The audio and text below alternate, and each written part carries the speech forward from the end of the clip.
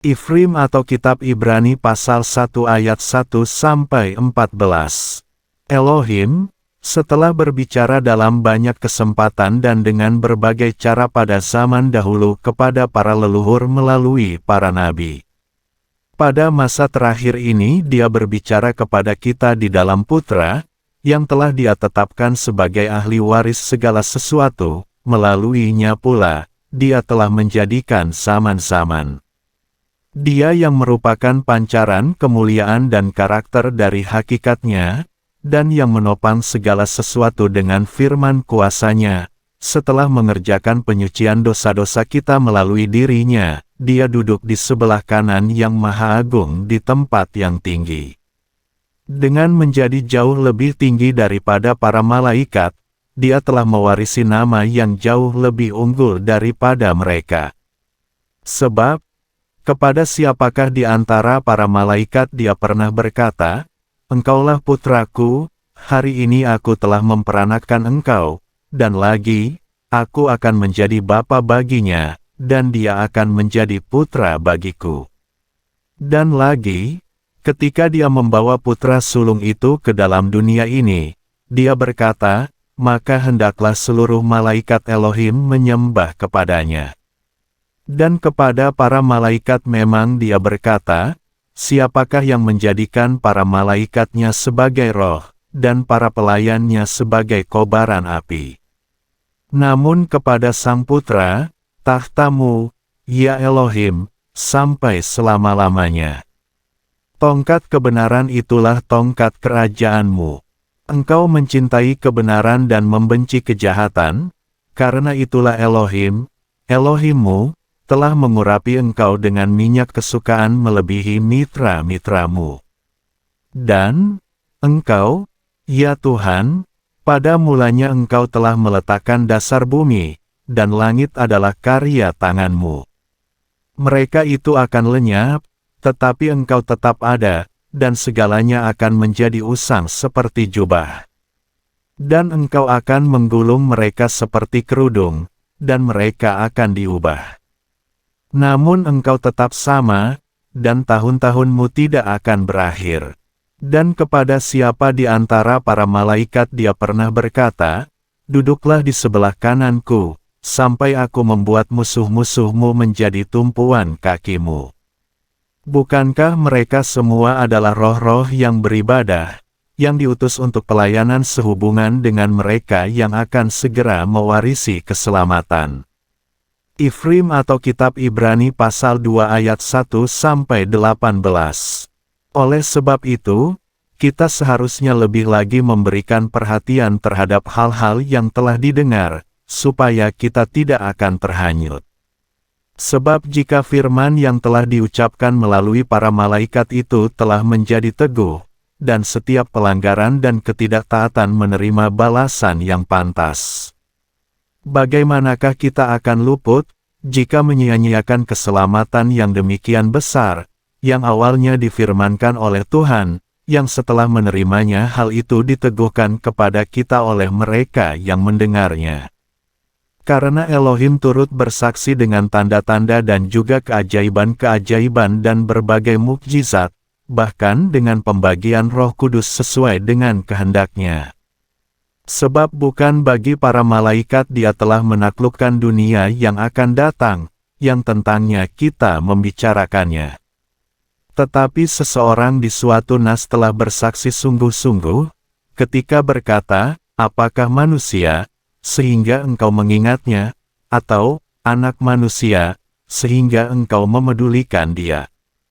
Engkau telah membuat dia sedikit lebih rendah daripada para malaikat, engkau telah memahkotai dia dengan kemuliaan dan hormat, dan engkau telah menempatkan dia di atas karya tanganmu. Engkau telah menaklukkan segala sesuatu di bawah kakinya. Sebab dalam menaklukkan segala sesuatu kepadanya, Dia tidak membiarkan satu hal pun yang tidak takluk kepadanya. Tetapi sekarang kita belum melihat segala sesuatu yang telah ditaklukkan kepadanya. Namun kita melihat Yeshua yang dimahkotai kemuliaan dan hormat, setelah dibuat sedikit lebih rendah daripada para malaikat melalui penderitaan kematian, sehingga dalam anugerah Elohim dia dapat merasakan kematian ganti semua orang. Sebab, layaklah baginya, yang olehnya segala sesuatu dan melaluinya segala sesuatu ada, yang menuntun banyak anak ke dalam kemuliaan penguasa keselamatan mereka, melalui penderitaan-penderitaan untuk menyempurnakan. Sebab, baik dia yang menguduskan maupun mereka yang dikuduskan, semuanya berasal dari satu, karena alasan itulah, dia tidak malu menyebut mereka saudara-saudara. Ketika berkata, "Aku akan memberitakan namamu kepada saudara-saudaraku, aku akan memuji-muji engkau di tengah-tengah jemaat." Dan lagi, "Aku akan menaruh kepercayaan atasnya." Dan lagi, "Lihatlah, aku dan anak-anak kecil yang telah Elohim berikan kepadaku." Selanjutnya, karena anak-anak kecil itu telah memiliki persekutuan daging dan darah, maka dia sendiri dengan cara yang sama telah ambil bagian dalam hal yang sama, sehingga melalui kematian, dia dapat memusnahkan dia yang memiliki kekuasaan atas maut, yaitu si iblis. Bahkan dia dapat membebaskan mereka, siapa saja yang menjadi korban perbudakan dalam ketakutan akan kematian di sepanjang hidupnya. Sebab sesungguhnya, dia menaruh perhatian bukan terhadap para malaikat, sebaliknya, dia menaruh perhatian terhadap keturunan Abraham.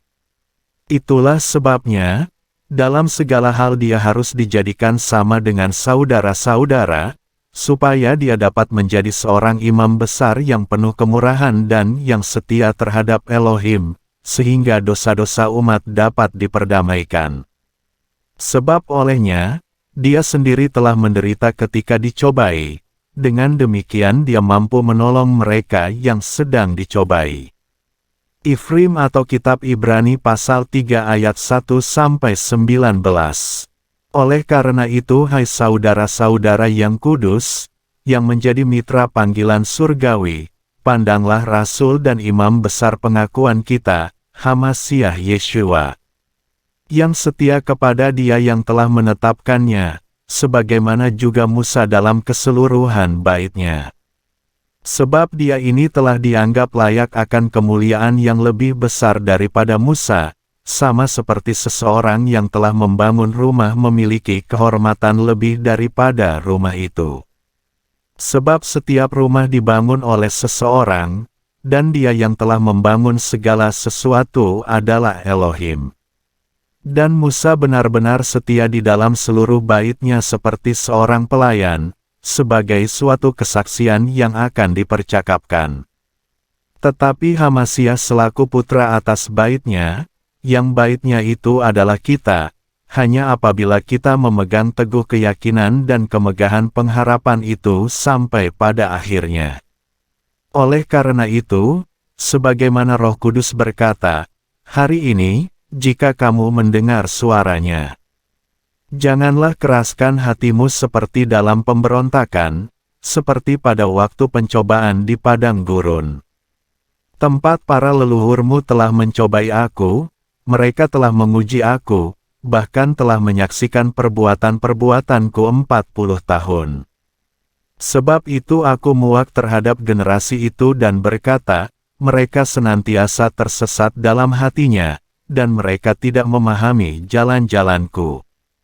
Maka dalam geramku aku telah bersumpah, sekali-kali mereka tidak akan masuk ke dalam perhentianku. Perhatikanlah, hai saudara-saudara, supaya jangan sampai ada dalam seorang pun dari kamu suatu hati yang jahat berupa ketidakpercayaan, sehingga berpaling dari Elohim yang hidup. Tetapi teguhkanlah dirimu setiap hari, selama masih dikatakan, hari ini, supaya jangan ada seorang pun dari antara kamu dikeraskan hatinya oleh tipu daya dosa. Sebab, kita telah dijadikan mitra-mitra Hamasiah, jika saja kita dapat teguh berpegang sampai akhir pada keyakinan semula. Di dalamnya dikatakan, hari ini, jika kamu mendengar suaranya, jangan keraskan hatimu, seperti di dalam pemberontakan itu. Sebab, beberapa orang yang telah mendengar, mereka justru menghasut, sekalipun bukan semua orang yang telah keluar dari Mesir melalui Musa. Dan kepada siapakah dia murka selama 40 tahun? Bukankah kepada mereka yang telah berdosa, yang mayatnya bergelimpangan di padang gurun? Dan terhadap siapa dia telah bersumpah bahwa mereka tidak akan masuk ke dalam tempat perhentiannya, selain terhadap mereka yang tidak taat. Maka kita melihat, bahwa mereka tidak dapat masuk karena ketidakpercayaan. Ifrim atau Kitab Ibrani pasal 4 ayat 1-16. Karena itu biarlah kita menjadi takut terhadap janji yang ditinggalkan untuk masuk ke dalam perhentiannya, supaya jangan ada seseorang pun di antara kamu yang dianggap kurang memenuhinya. Sebab, kita juga yang telah diinjili adalah sama seperti mereka, tetapi firman dari pemberitaan itu tidak menguntungkan mereka karena tidak dipadukan dengan iman pada mereka yang telah mendengarkan. Sebab, kita sedang masuk ke dalam perhentian orang-orang yang percaya, seperti yang telah dia katakan, maka dalam geramku aku telah bersumpah, sekali-kali mereka tidak akan masuk ke dalam perhentianku, meskipun pekerjaan-pekerjaan itu sudah digenapkan sejak permulaan dunia. Sebab dia pernah berfirman di suatu nas tentang hari ketujuh, demikian, maka Elohim beristirahat pada hari ketujuh dari segala pekerjaannya.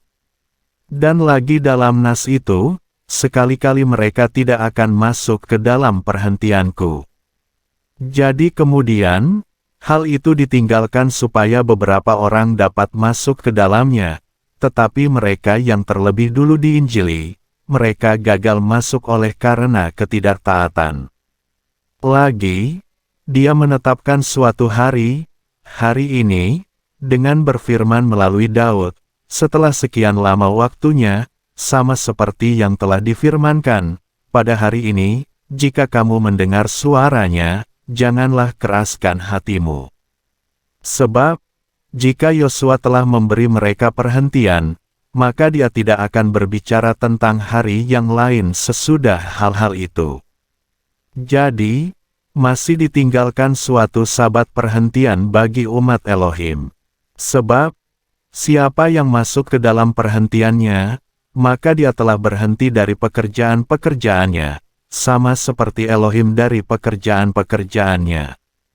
Oleh karena itu, biarlah kita bergegas untuk masuk ke dalam perhentian itu, supaya jangan ada seorang pun yang jatuh ke dalam contoh yang sama dari ketidaktaatan. Sebab, firman Elohimlah yang hidup dan berkuasa dan lebih tajam daripada pedang bermata dua manapun, juga sanggup membelah hingga terpisahnya jiwa dan roh serta sendi-sendi dan sum-sum, bahkan sanggup membedakan pikiran-pikiran dan niat-niat hati.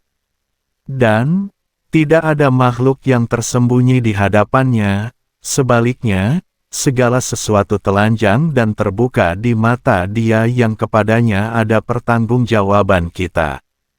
Selanjutnya, karena mempunyai seorang imam besar yang agung yang telah melintasi langit, yaitu Yeshua Putra Elohim, maka kita dapat berpegang teguh akan pengakuan itu.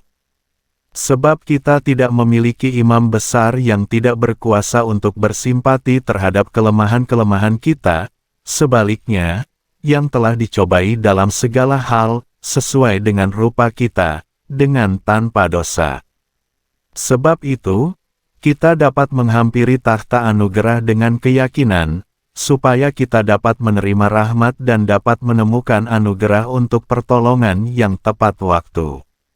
Ifrim atau Kitab Ibrani pasal 5 ayat 1-14. Sebab, setiap imam besar yang diangkat dari antara manusia, dia ditetapkan mewakili manusia terhadap Elohim, supaya dia dapat mempersembahkan baik persembahan-persembahan maupun kurban-kurban demi dosa, agar mampu berbelas kasihan kepada mereka yang tidak paham dan yang tersesat, sebab dia sendiri juga dilingkupi kelemahan. Dan karena hal itulah dia wajib mempersembahkan demi dosa, sama seperti yang berkenaan dengan umat, demikian pula yang berkenaan dengan dirinya sendiri. Dan tidak ada seorang pun yang mengambil kehormatan bagi dirinya sendiri, kecuali dia yang dipanggil oleh Elohim, sebagaimana pula Harun. Demikian pula Hamasyah, tidak memuliakan dirinya sendiri untuk menjadi imam besar, melainkan dia yang telah berfirman kepadanya, "Engkaulah putraku, pada hari ini aku telah memperanakkan engkau." Sebagaimana dia juga berfirman di dalam nas yang lain, "Engkau adalah imam untuk selamanya menurut peraturan Melkisedek." Dia yang dalam hari-hari jasmaninya mempersembahkan dan telah didengarkan dari kesalehannya, baik doa maupun permohonan dengan ratap tangis dan air mata, kepada Dia yang sanggup menyelamatkannya dari kematian. Sekalipun dengan menjadi seorang putra, dia telah belajar melalui apa yang pernah dia derita, ketaatan. Dan setelah disempurnakan, dia menjadi sumber keselamatan kekal bagi mereka yang menaati dia. Dengan ditunjuk sebagai imam besar oleh Elohim, menurut peraturan Melkisedek. Mengenai dia, ada banyak perkara pada kami, dan sulit untuk dikatakan, karena kamu telah menjadi lamban dalam pendengaran. Sebab, sekalipun menurut waktu seharusnya menjadi para pengajar, kamu masih lagi punya kebutuhan untuk orang mengajari beberapa dari kamu prinsip-prinsip dasar firman Elohim, dan kamu telah menjadi orang yang mempunyai kebutuhan akan susu dan bukan makanan keras.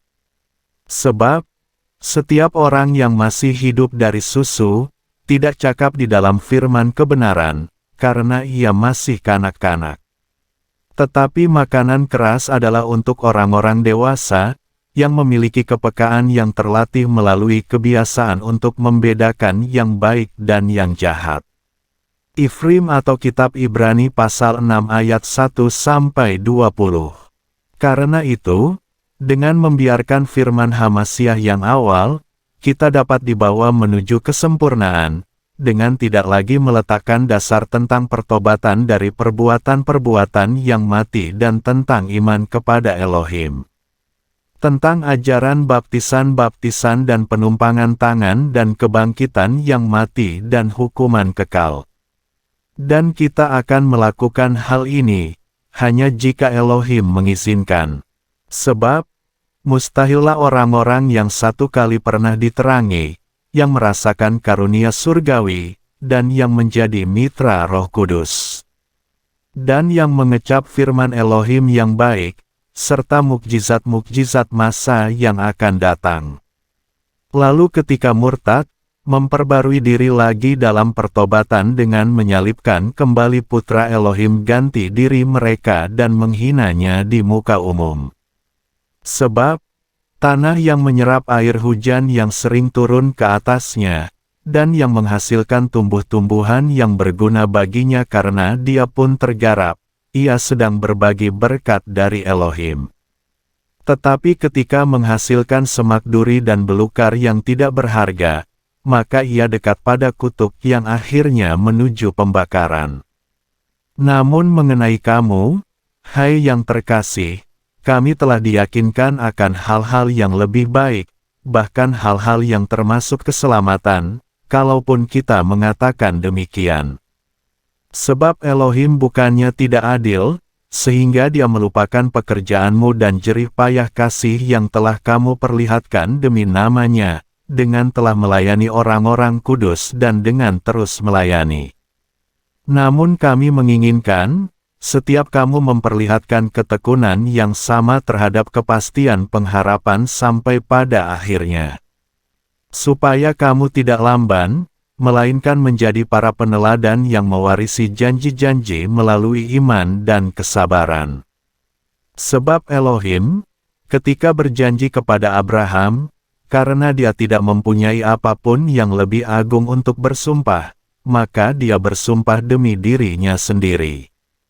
Sambil berkata, ketika memberkati, sesungguhnya aku akan memberkati engkau, dan ketika melipat gandakan, aku akan melipat gandakan engkau.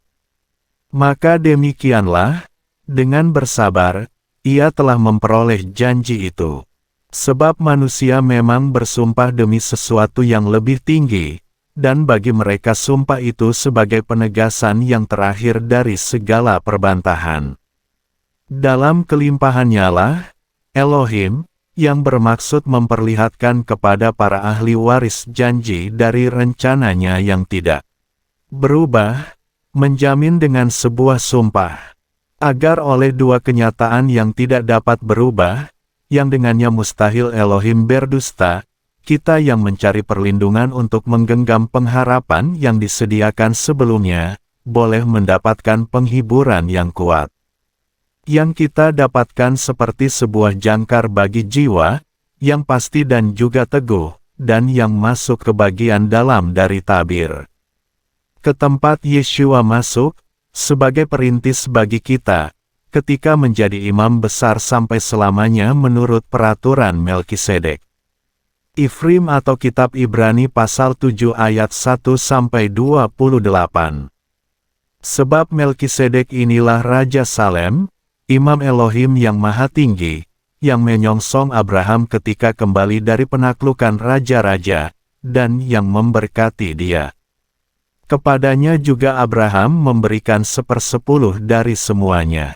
Yang di satu sisi pertama-tama ditafsirkan sebagai Raja Kebenaran, kemudian di sisi lain juga sebagai Raja Salem, yang artinya Raja Damai. Dia tanpa ayah, tanpa ibu, tanpa silsilah, juga tanpa permulaan waktu, dan tanpa mempunyai akhir kehidupan, namun karena dijadikan serupa putra Elohim, dia tetap tinggal sebagai imam sampai seterusnya. Dan lihatlah betapa besarnya dia ini, yang kepadanya Abraham, leluhur itu, bahkan memberikan 1/10 dari jarahannya. Dan sesungguhnya, mereka dari antara anak-anak Lewi yang menerima jabatan imam, mereka memiliki perintah untuk mengumpulkan persepuluhan umat menurut Torah. Mereka adalah saudara-saudaranya, meskipun berasal dari kandung benih Abraham.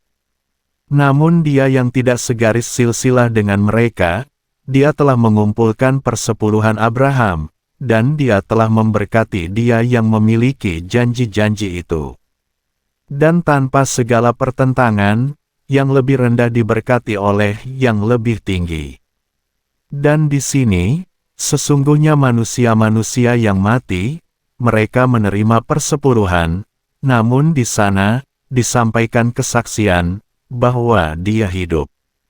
Dan sebagaimana firman mengatakan, melalui Abraham, Lewi yang menerima persepuluhan pun dipungut persepuluhan. Sebab ia masih berada di dalam kandung benih leluhurnya, ketika Melkisedek menyongsongnya. Selanjutnya, jika memang kesempurnaan adalah melalui keimaman Lewi karena atas dasar itulah umat telah menerima Torah, apa perlunya lagi muncul seorang imam yang lain menurut peraturan Melkisedek dan tidak dikatakan menurut peraturan Harun. Sebab ketika keimaman diubah, maka akan terjadi perubahan Torah karena kebutuhan. Sebab dia yang atasnya hal-hal ini disebutkan, dia termasuk dalam suku yang lain, yang daripadanya tidak ada seorang pun yang pernah memberi perhatian kepada mezbah. Sebab sudah jelas bahwa Tuhan kita berasal dari Yehuda, yang mengenai suku ini Musa tidak pernah mengatakan apapun mengenai keimaman. Dan hal itu jauh lebih nyata lagi, jika dimunculkan seorang imam lain menurut keserupaan Melkisedek, yang dijadikan bukan berdasarkan Torah dari perintah yang bersifat kedagingan, melainkan berdasarkan kuasa kehidupan yang tak berkesudahan. Sebab dia memberi kesaksian, engkau adalah imam untuk selamanya menurut peraturan Melkisedek. Sebab memang terjadi sebuah pembatalan dari perintah yang lemah dan tidak bermanfaat yang dikeluarkan sebelumnya melalui dia.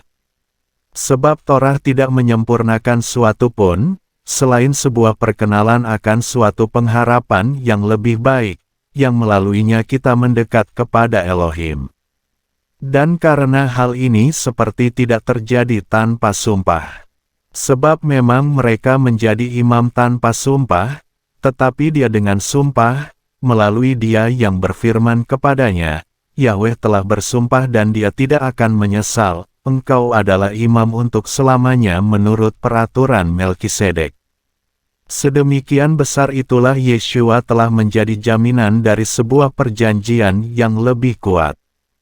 Dan mereka yang menjadi imam memang ada banyak, sebab untuk melanjutkannya mereka terhalang oleh kematian. Namun, dia mempunyai keimaman yang tidak dapat beralih, karena dia tinggal tetap untuk selamanya. Dan karena itu, dia berkuasa untuk menyelamatkan dengan sempurna mereka yang datang mendekat kepada Elohim, melalui dia yang hidup senantiasa untuk menjadi pengantara bagi mereka. Sebab imam besar seperti itulah yang sesuai bagi kita, yang kudus, tanpa salah, tanpa cacat, yang terpisah dari orang-orang berdosa, dan lebih tinggi daripada langit yang telah ada. Yang tidak mempunyai keperluan sehari-hari sama seperti imam-imam besar sebelumnya, mempersembahkan kurban ganti dosa-dosanya sendiri, kemudian ganti dosa-dosa umat. Sebab dia telah melakukan hal itu sekali untuk selamanya, dengan mempersembahkan dirinya sendiri. Sebab Torah menetapkan manusia sebagai imam-imam besar yang mempunyai kelemahan, tetapi firman sumpah yang sesudah Torah, menetapkan putra yang menjadikan dirinya sempurna sampai selamanya. Ifrim atau Kitab Ibrani pasal 8 ayat 1-13. Dan, kesimpulan atas hal-hal yang telah dibicarakan itu ialah, kita mempunyai seorang imam besar yang sedemikian itu, yang duduk di sebelah kanan takhta yang maha agung di surga. Seorang pelayan dari ruang kudus dan tabernakel sejati, yang telah Yahweh bangun, dan bukan manusia. Sebab, setiap imam besar ditetapkan untuk mempersembahkan baik persembahan maupun kurban, karena itu dia juga perlu mempunyai sesuatu yang dapat dia persembahkan. Sebab, jika memang dia ada di bumi, dia tidak akan menjadi seorang imam, karena ada para imam yang mempersembahkan persembahan menurut Torah. Yang beribadah menurut contoh dan bayangan dari hal-hal surgawi, sama seperti Musa telah diperintahkan, ketika akan segera mendirikan tabernakel, sebab dia berfirman, perhatikanlah, agar engkau membuat semuanya itu menurut contoh yang telah diperlihatkan kepadamu di atas gunung itu. Tetapi, sekarang dia telah beroleh ibadah yang lebih agung, karena bagaimanapun juga dia adalah pengantara dari perjanjian yang lebih baik yang telah disahkan dengan janji-janji yang lebih baik. Sebab jika yang pertama itu tidaklah bercacat, maka tidak akan dicari lagi sebuah tempat untuk yang kedua. Sebab setelah ditemukan kesalahan pada mereka, dia berfirman, lihatlah, hari-harinya tiba, Yahweh berfirman, dan aku akan mengadakan perjanjian baru atas keluarga Israel dan atas keluarga Yehuda. Bukan seperti perjanjian yang telah aku buat dengan leluhur mereka pada hari tatkala aku menggenggam tangan mereka untuk mengeluarkan mereka dari tanah Mesir, yang karena mereka tidak tetap tinggal dalam perjanjianku, aku pun telah mengabaikan mereka, Yahweh berfirman. Karena inilah perjanjian yang ingin aku buat dengan keluarga Israel sesudah hari-hari itu, Yahweh berfirman, untuk memberikan hukum-hukumku ke dalam akal budi mereka dan aku akan menuliskannya pada hati mereka dan aku akan menjadi Elohim bagi mereka, dan mereka akan menjadi umat bagiku. Dan mereka sekali-kali tidak akan lagi mengajar tiap-tiap sesamanya dan tiap-tiap saudaranya, dengan mengatakan, kenallah Yahweh. Sebab semua orang, dari yang kecil di antara mereka hingga yang besar di antara mereka, akan mengenal aku. Sebab aku akan berbelas kasihan atas ketidakbenaran mereka, dan aku sama sekali tidak akan mengingat lagi dosa-dosa mereka dan kejahatan-kejahatan mereka. Dengan mengatakan, yang baru, dia telah membuat yang pertama menjadi usang. Dan apa yang menjadi usang dan menjadi tua, sudah dekat pada kemusnahannya. Ifrim atau Kitab Ibrani pasal 9 ayat 1-28. Selanjutnya, memang perjanjian yang pertama pun mempunyai peraturan-peraturan ibadah dan ruang kudus duniawinya. Sebab tabernakel sudah dipersiapkan, pertama yang di dalamnya ada kaki pelita dan meja dan roti sajian, bagian ini disebut ruang kudus. Dan kedua, bagian tabernakel yang ada di belakang tabir, yang disebut ruang maha kudus, yang berisi pedupaan dari emas dan tabut perjanjian yang semua sisinya disalut dengan emas, yang di dalamnya terdapat buli-buli dari emas yang berisi mana, dan tongkat Harun yang bertunas, serta loh-loh perjanjian. Dan di atasnya ada kerup-kerup kemuliaan yang menaungi tutup pendamaian, yang tentang ini sekarang bukan waktunya untuk menyebutkannya secara terinci. Dan setelah hal-hal itu dipersiapkan sedemikian rupa, imam-imam memang senantiasa memasuki bagian pertama tabernakel itu untuk melaksanakan ibadah.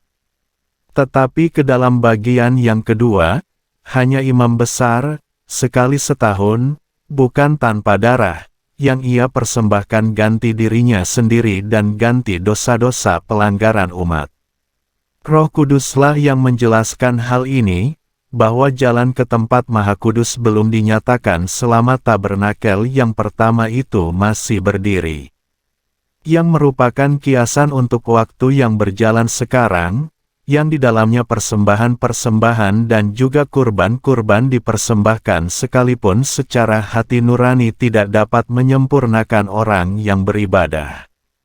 Yang hanya menyangkut hal-hal makanan dan minuman dan berbagai macam pembasuhan serta peraturan-peraturan jasmani yang dibebankan atas mereka hingga waktu pembaruan. Tetapi Hamasyah, yang datang sebagai imam besar untuk hal-hal yang baik yang akan segera datang, melalui tabernakel yang lebih besar dan yang lebih sempurna, yang tidak dibuat oleh tangan manusia, itu artinya bukan termasuk ciptaan. Bahkan dia telah masuk sekali untuk selamanya ke dalam tempat Maha Kudus untuk memperoleh penebusan kekal, tidak dengan darah domba jantan dan anak lembu, melainkan dengan darahnya sendiri. Sebab jika darah domba jantan dan lembu jantan, serta abu lembu muda yang memerciki mereka yang najis itu, dapat menguduskan sehingga suci secara lahiriah, betapa lebihnya darah Hamasyah, yang melalui roh yang kekal telah mempersembahkan dirinya sendiri tanpa cacat kepada Elohim, akan menyucikan hati nuranimu dari perbuatan-perbuatan yang mati, untuk beribadah kepada Elohim yang hidup. Dan karena itulah dia menjadi pengantara dari suatu perjanjian yang baru, sehingga, melalui kematian yang telah terjadi untuk penebusan akibat pelanggaran-pelanggaran di bawah perjanjian yang pertama, mereka yang telah dipanggil, boleh menerima janji warisan yang kekal. Sebab di mana ada wasiat, kematian orang yang membagi warisan itu harus dipastikan.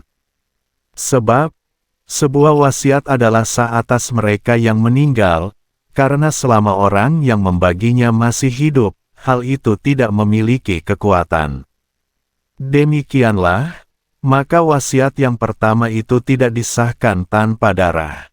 Karena semua perintah yang telah diucapkan oleh Musa sesuai Torah kepada seluruh umat itu harus dengan membawa darah anak lembu dan domba jantan beserta air dan bulu domba merah serta hisop, ia sendiri harus memerciki baik kitab maupun seluruh umat itu.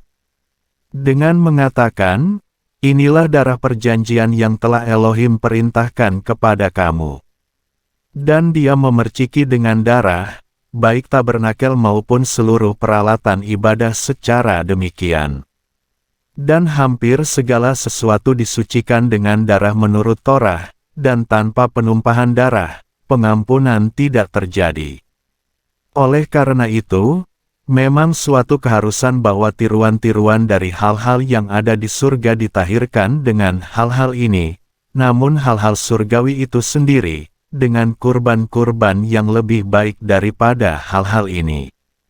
Sebab Hamasyah telah masuk bukannya ke dalam ruang kudus yang dibuat oleh tangan manusia, yang mirip dengan yang asli, tetapi ke dalam surga itu sendiri, sehingga sekarang tampil di hadirat Elohim demi kita. Bukan supaya berkali-kali dia mempersembahkan dirinya sendiri, sebagaimana imam besar setiap tahun masuk ke dalam ruang kudus dengan darah yang lain. Sebab, seharusnyalah dia berulang-ulang menderita, sejak permulaan dunia, tetapi sekarang sekali saja pada akhir zaman, dia telah dinyatakan sebagai penghapus dosa melalui pengorbanan dirinya.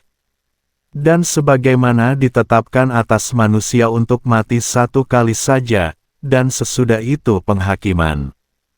Demikian pula lah Hamasyah yang dikurbankan satu kali untuk menanggung dosa banyak orang, pada kali yang kedua, dengan tanpa dosa dia akan tampak kepada mereka yang menanti-nantikan dia untuk keselamatan. Ifrim atau Kitab Ibrani pasal 10 ayat 1-39. Sebab Torah, yang mengandung bayangan hal-hal yang baik yang akan segera datang, bukan semata-mata gambaran dari perkara-perkara itu, tidak pernah dapat menyempurnakan mereka yang datang setiap tahun dengan kurban-kurban yang sama yang mereka persembahkan secara terus-menerus. Karenanya, bukankah hal-hal itu akan berhenti dipersembahkan, berhubung mereka yang beribadah tidak seorang pun memiliki kesadaran akan dosa bahkan setelah sekali ditahirkan. Tetapi dengan hal-hal itu, setiap tahun selalu ada pengingat dosa-dosa. Sebab, mustahil darah lembu jantan dan kambing jantan menghapuskan dosa-dosa. Karena itu, ketika datang ke dunia ini dia berkata, kurban dan persembahan sajian tidak engkau ingini, tetapi sebuah tubuh telah engkau sediakan bagiku. Persembahan bakaran dan persembahan penghapus dosa tidak engkau pinta. Lalu aku berkata, lihatlah, aku datang dalam gulungan kitab telah tertulis tentang aku untuk melakukan kehendak-Mu, ya Elohim. Ketika di atas mengatakan, kurban dan persembahan sajian dan persembahan-persembahan bakaran dan persembahan penghapus dosa, apa saja yang dipersembahkan berdasarkan Torah, tidak engkau ingini bahkan tidak engkau pinta. Lalu dia berkata, lihatlah, aku datang untuk melakukan kehendak-Mu, ya Elohim, maka dia meruntuhkan yang pertama supaya dia dapat menegakkan yang kedua. Yang dalam kehendaknya itu, kitalah yang telah dikuduskan melalui persembahan tubuh Yeshua Hamasyah, sekali untuk selamanya. Dan sesungguhnya, setiap imam berdiri tiap-tiap hari untuk menyelenggarakan ibadah dan berulang-ulang mempersembahkan kurban-kurban yang sama yang tidak pernah dapat menghapuskan dosa-dosa. Namun dia, sesudah mempersembahkan satu kurban karena dosa-dosa, dia duduk di sebelah kanan Elohim untuk selamanya. Selebihnya, sambil menanti sampai para musuhnya telah diletakkan sebagai tumpuan kakinya. Sebab, oleh satu persembahan dia telah menyempurnakan mereka yang dikuduskan, sampai selamanya. Dan Roh Kudus juga memberi kesaksian kepada kita, karena bersamaan dengan itu, dia mengatakan sebelumnya, inilah perjanjian yang akan aku buat dengan mereka sesudah waktu itu, Yahweh berfirman, seraya memberikan Torahku ke dalam hati mereka, aku juga akan menuliskannya pada akal budi mereka. Dan aku sekali-kali tidak akan mengingat lagi dosa-dosa mereka dan kejahatan-kejahatan mereka. Dan di mana ada pengampunan terhadap hal-hal itu, di sana tidak ada lagi persembahan penghapus dosa. Oleh karena itu hai saudara-saudara, dengan memiliki keyakinan dalam darah Yeshua, sebagai jalan masuk ke ruang Maha Kudus, yang telah Dia bukakan bagi kita sebagai jalan yang baru dan yang hidup, melalui tabir, yaitu tubuhnya sendiri. Dan karena memiliki seorang imam besar atas bait Elohim, marilah kita mendekat dengan hati yang tulus, dalam jaminan penuh dari iman, setelah hati kita dibersihkan dari hati nurani yang jahat, dan tubuh kita dibasuh dengan air yang murni. Marilah kita memegang teguh pengakuan pengharapan yang tiada terombang-ambing, karena Dia yang berjanji adalah setia. Dan marilah kita memerhatikan seorang terhadap yang lain sebagai dorongan kasih dan perbuatan baik. Dengan tidak mengabaikan pertemuan ibadah kita sendiri sebagaimana kebiasaan beberapa orang, malah sebaliknya semakin saling menasihati sebagaimana kamu melihat harinya sudah semakin mendekat. Sebab, apabila kita dengan sengaja berbuat dosa, sesudah menerima pengetahuan penuh akan kebenaran, maka bagi dosa itu tidak ada lagi tersedia pengorbanan, melainkan suatu gambaran masa depan yang menakutkan tentang penghakiman dan kecemburuan yang menyala-nyala yang akan segera melahap para penentang. Seseorang yang menolak Torah Musa, mati tanpa belas kasihan atas dasar 2 atau 3 orang saksi. Betapa lebih beratnya hukuman yang harus dijatuhkan atas dia yang telah menginjak-injak putra Elohim dan menganggap najis darah perjanjian serta menghina roh anugerah yang olehnya dia telah dikuduskan. Sebab kita telah mengenal Dia yang mengatakan, "Pembalasan adalah hakku, aku akan mengganjar," Yahweh berfirman. Dan lagi, Yahweh akan menghakimi umatnya. Mengerikan, jika jatuh ke dalam tangan Elohim yang hidup. Namun ingatlah hari-hari yang lalu, yang di dalamnya, setelah diterangi, kamu tabah menanggung banyak pergumulan penderitaan. Di satu sisi, dalam hinaan dan juga kesukaran ketika dipermalukan, di sisi lain, ketika menjadi sekutu mereka yang diperlakukan sedemikian. Sebab, kamu juga telah bersimpati denganku dalam belenggu-belengguku dan kamu menerima dengan sukacita ketika milikmu menjadi jarahan, karena mengetahui bahwa dalam dirimu sendiri ada harta benda yang lebih baik dan yang lebih menetap di surga. Sebab itu, hendaklah kamu tidak membuang keyakinanmu, karena ia mengandung upah yang besar. Sebab kamu memerlukan ketabahan, supaya setelah melakukan kehendak Elohim, kamu dapat menerima janji itu. Sebab tinggal sedikit, bahkan sangat sedikit waktu lagi, Dia yang datang akan segera tiba, dan Dia tidak akan menunda. Tetapi orang benar akan hidup oleh iman, dan jika dia murtad, jiwaku tidak akan berkenan kepadanya. Tetapi kita tidak termasuk orang yang bersegera kepada kebinasaan, melainkan orang yang beriman dalam keterpeliharaan jiwa. Ifrim atau Kitab Ibrani pasal 11 ayat 1-40. Dan, iman adalah dasar dari perkara-perkara yang diharapkan, bukti dari hal-hal yang tidak kelihatan. Sebab dalam hal inilah para leluhur telah dijadikan kesaksian. Dengan iman kita mengerti bahwa zaman-zaman telah dipersiapkan oleh firman Elohim, sehingga hal-hal yang kelihatan tidaklah berasal dari apa yang nyata. Dengan iman Habel telah mempersembahkan kepada Elohim kurban yang lebih baik daripada Kain, olehnya dia telah dijadikan kesaksian sebagai orang yang benar ketika Elohim memberi persetujuan atas persembahannya itu, dan melalui hal itu, ia masih berbicara sesudah meninggal. Dengan iman Henoh telah diangkat sehingga tidak melihat kematian, dan dia tidak ditemukan, karena Elohim telah mengangkatnya, sebab sebelum pengangkatannya, dia telah dijadikan kesaksian untuk menjadi berkenan kepada Elohim. Namun tanpa iman, mustahil untuk menjadi berkenan.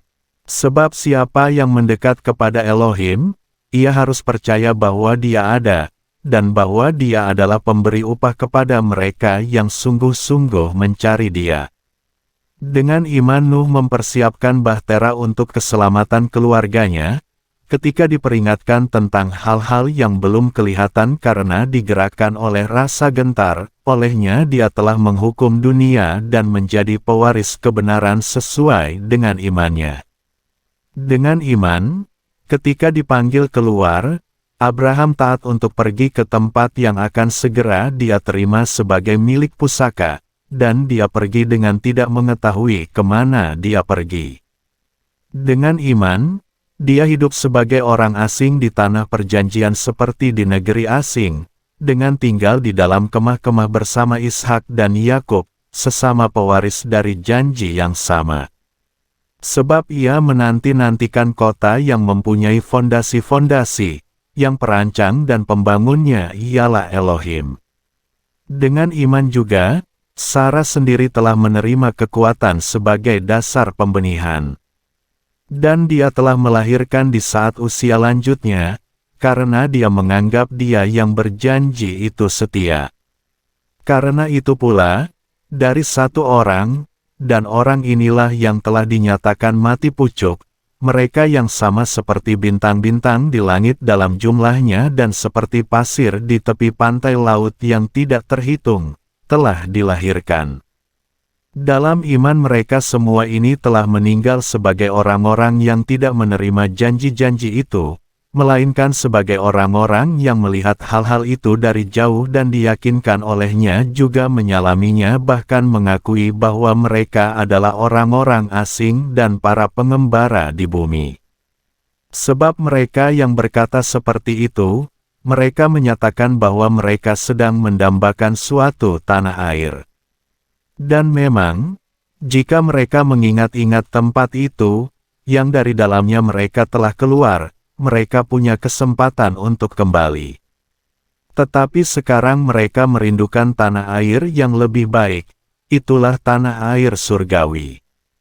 Karena itu Elohim tidak malu akan mereka, untuk dipanggil Elohim mereka, karena Dia telah mempersiapkan sebuah kota bagi mereka. Dengan iman, ketika diuji, Abraham telah mempersembahkan Ishak. Dia mempersembahkan anak tunggalnya yang telah menerima janji-janji itu pula. Yang tentangnya telah dikatakan, di dalam Ishaklah, benihmu akan disebut. Karena menganggap bahwa Elohim itu sanggup juga untuk membangkitkan dari antara orang mati, dari sanalah juga secara kiasan dia telah menerimanya kembali. Dengan iman mengenai hal-hal yang akan datang, Ishak memberkati Yakub dan Esau. Dengan iman, ketika hampir meninggal, Yakub memberkati masing-masing anak-anak Yusuf, dan bersujud pada ujung tongkatnya. Dengan iman, ketika hampir meninggal, Yusuf mengingatkan mengenai keluarnya Bani Israel, dan dia memberi perintah mengenai tulang belulangnya. Dengan iman, setelah dilahirkan, Musa disembunyikan selama 3 bulan oleh orang tuanya, karena mereka melihat bayi itu elok, dan mereka tidak takut akan perintah raja. Dengan iman, setelah menjadi besar, Musa menolak disebut anak putri Fir'aun. Dengan lebih memilih untuk menderita sengsara bersama umat Elohim daripada untuk sementara merasakan kenikmatan dosa. Karena menganggap kehinaan Hamasyah lebih besar kekayaannya daripada harta benda di Mesir, sebab ia memandang kepada upah. Dengan iman dia meninggalkan Mesir, dengan tidak takut akan murka raja, dia tabah karena seakan-akan sedang melihat dia yang tidak kelihatan. Dengan iman, dia melaksanakan Paskah dan pemercikan darah, supaya yang membinasakan anak-anak sulung tidak menyentuh mereka. Dengan iman, mereka menyeberangi Laut Merah seperti melewati tanah kering, yang ketika mencoba usaha itu orang-orang Mesir ditenggelamkan. Dengan iman, tembok-tembok Yerikho telah runtuh, setelah dikelilingi selama 7 hari. Dengan iman, Rahab si pelacur, tidak turut binasa bersama orang-orang yang tidak percaya, karena dia telah menyambut para pengintai itu dengan damai. Dan, apa lagi yang harus aku sebutkan? Sebab waktu akan meninggalkan aku bila mana menceritakan tentang Gideon, Barak, dan juga Simson serta Yefta, juga Daud dan Samuel, dan para nabi. Yang melalui iman mereka telah menaklukkan kerajaan-kerajaan, mengamalkan kebenaran, memperoleh janji-janji, menutup mulut-mulut singa, memadamkan kedahsyatan api, menghindari mata pedang, dikuatkan dari kelemahan, dijadikan kuat dalam peperangan, telah menundukkan bala tentara asing. Wanita-wanita telah menerima orang-orang mati mereka dari kebangkitan, tetapi yang lain telah dianiaya dengan tidak menerima penebusan supaya mereka dapat mencapai kebangkitan yang lebih baik. Dan yang lainnya telah menerima cemooh dan cambukan, dan bahkan belenggu dan penjara. Mereka dirajam, mereka digergaji menjadi dua, mereka dicobai, mereka telah meninggal oleh pembunuhan dengan pedang mereka. Mengembara dengan pakaian kulit domba, dengan kulit kambing, dengan kekurangan, dengan ditindas, dengan disiksa. Bagi mereka dunia ini menjadi tidak layak, sehingga dicerai-beraikan di padang-padang gurun dan di gunung-gunung dan di gua-gua serta di celah-celah bumi. Dan setelah dijadikan kesaksian melalui iman, mereka semua tidak menerima apa yang dijanjikan itu. Elohimlah yang telah menyediakan sesuatu yang lebih baik bagi kita, sehingga tanpa kita, mereka tidak dapat disempurnakan. Ifrim atau Kitab Ibrani pasal 12 ayat 1-29. Oleh karena itu, kita juga, karena mempunyai begitu besar awan kesaksian yang mengelilingi kita, dengan menyingkirkan segala rintangan dan dosa yang mudah menjerat, marilah kita berlomba dengan ketekunan dalam perlombaan yang disediakan sebelumnya bagi kita. Sambil memandang kepada Yeshua, penguasa dan penyempurna iman, yang dengan mengabaikan aib ganti sukacita yang disediakan baginya, dia tabah memikul salib, maka dia telah duduk di sebelah kanan tahta Elohim. Karena itu pertimbangkanlah, dia yang tabah menanggung bantahan seperti itu terhadap dirinya oleh para pendosa, adalah supaya kamu tidak menjadi letih karena tawar hati dalam jiwamu. Ketika bergumul dengan dosa, kamu belum melawannya sampai tetesan darah. Tetapi kamu telah dibuat lupa akan nasihat yang dia bicarakan kepada kamu seperti kepada anak-anak. Hai anakku, janganlah menganggap ringan didikan Yahweh, jangan pula menjadi tawar hati ketika ditempelak olehnya. Sebab siapa yang Yahweh kasihi, dia mendidiknya, dan setiap anak yang dia terima, dia mencambuknya. Jika kamu tabah menanggung didikan, Elohim bertindak kepada kamu seperti kepada anak-anak. Sebab siapa yang menjadi anak yang ayahnya tidak mendidiknya? Namun jika kamu tanpa didikan yang dengannya semua orang telah menjadi mitranya, maka kamu bukanlah anak-anak, melainkan anak-anak haram. Selanjutnya, kita memang mempunyai pendidik yaitu ayah jasmani kita, dan kita menghormatinya. Tidakkah kita akan lebih taat lagi kepada Bapa segala roh agar kita hidup? Sebab, mereka sesungguhnya mendidik untuk beberapa waktu sesuai dengan apa yang tampak kepada mereka, tetapi dia untuk apa yang lebih bermanfaat, sehingga kita mengambil bagian akan kekudusannya. Dan setiap didikan memang sepertinya tidak mendatangkan sukacita, melainkan duka cita, namun kemudian dia menghasilkan buah kebenaran yang damai kepada mereka yang dilatih olehnya. Oleh karena itu, kuatkanlah tangan yang terkulai dan lutut yang melemah. Dan, luruskanlah jalan bagi kakimu, supaya yang pincang tidak sampai menyimpang, malah justru disembuhkan. Kejarlah perdamaian dengan semua orang, juga kekudusan, karena tanpa itu tidak seorang pun akan melihat Tuhan. Sambil memerhatikan agar jangan ada seorang pun yang menjauh dari anugerah Elohim, supaya jangan ada satu pun akar kepahitan yang tumbuh menyulitkanmu, dan banyak orang dicemari olehnya. Jangan ada seorang pun yang menjadi pencabul atau yang bernafsu rendah, sebagaimana Esau yang demi sepiring makanan dia telah menyerahkan hak kesulungannya.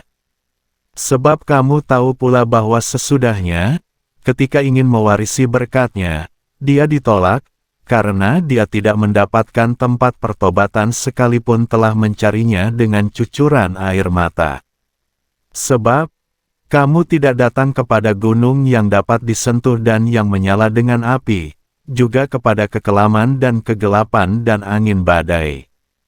Dan kepada bunyi sangkakala, juga kepada suara firman, yang olehnya mereka yang mendengarnya memohon agar jangan ditambahkan sepatah kata pun kepada mereka. Karena mereka tidak dapat menanggung apa yang diperintahkan ini, bahkan jika seekor binatang menyentuh gunung itu, ia akan dilempari dengan batu atau dihujani anak panah. Dan, begitu mengerikannya apa yang terlihat itu, sehingga Musa berkata, "Aku sangat ketakutan dan gemetar. Tetapi kamu sudah datang ke Gunung Zion, dan ke kota Elohim yang hidup, ke Yerusalem surgawi, dan kepada berpuluh-puluh ribu malaikat. Kepada kumpulan dan gereja yang sulung, yang telah terdaftar di surga, dan kepada Elohim, hakim semua orang, dan kepada roh orang-orang benar yang telah disempurnakan. Dan kepada Yeshua, pengantara perjanjian baru, dan kepada darah percikan, yang berbicara lebih kuat daripada darah Habel. Perhatikanlah, hendaklah kamu tidak menolak Dia yang berfirman, karena, jika bagi mereka yang telah menolak Dia yang memberi peringatan di atas bumi, mereka tidak luput, terlebih lagi kita, jika berpaling dari Dia yang berbicara dari surga. Yang pada waktu itu suaranya mengguncangkan bumi, tetapi sekarang Dia sudah berjanji dengan berkata, "Satu kali lagi aku mengguncang bukan hanya bumi tetapi juga langit." Dan ungkapan, "satu kali lagi," menjelaskan perubahan terhadap hal-hal yang terguncangkan, karena Ia telah diciptakan agar hal-hal yang tidak terguncangkan dapat tetap berdiri teguh. Oleh karena itu, dengan menerima kerajaan yang tidak terguncangkan, kita memiliki anugerah yang olehnya kita dapat beribadah dengan berkenan kepada Elohim, disertai kerendahan hati dan hormat. Sebab Elohim kita adalah juga api yang menghanguskan. Ifrim atau Kitab Ibrani pasal 13 ayat 1-25. Biarlah kasih persaudaraan tinggal tetap. Janganlah lupa memberi tumpangan, sebab melalui hal itu beberapa orang tanpa sadar telah menjamu para malaikat. Ingatlah akan orang-orang hukuman, seakan-akan kamu pernah terbelenggu bersama mereka, terhadap mereka yang dianiaya, seakan-akan hal yang sama terjadi pula pada tubuhmu.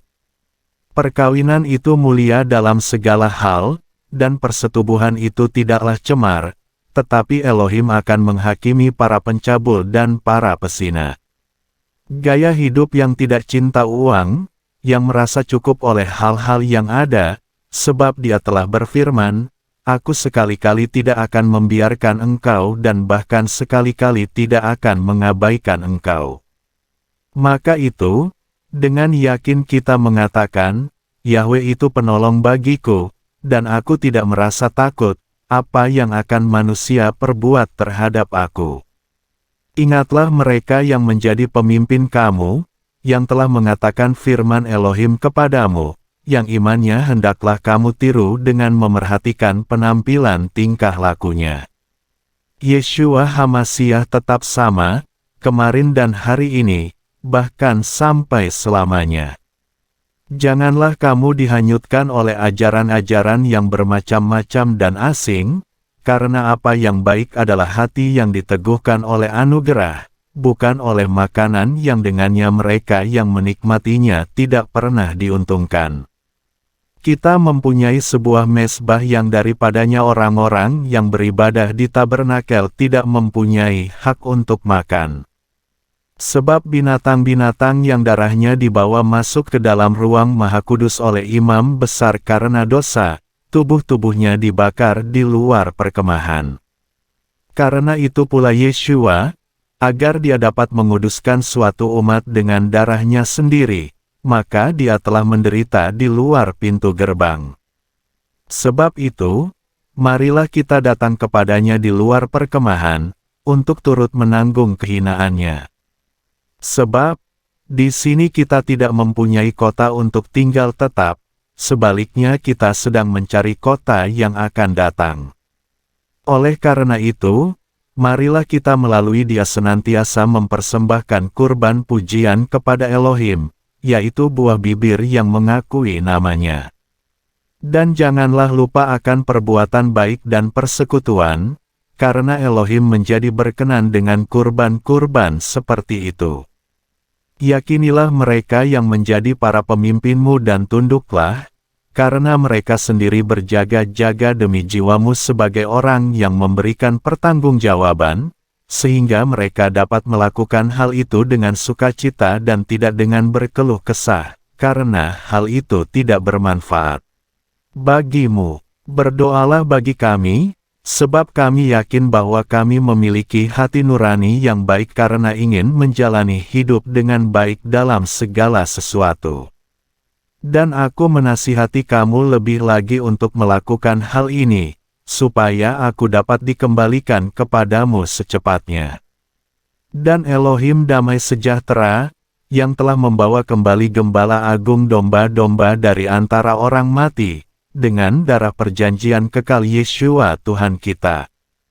Kiranya Dia menyempurnakan kamu dalam segala perbuatan baik untuk melakukan kehendak-Nya, dengan melakukan di dalam kamu apa yang berkenan di hadapan-Nya melalui Yeshua HaMasiah. Bagi Dialah kemuliaan sampai selama-lamanya.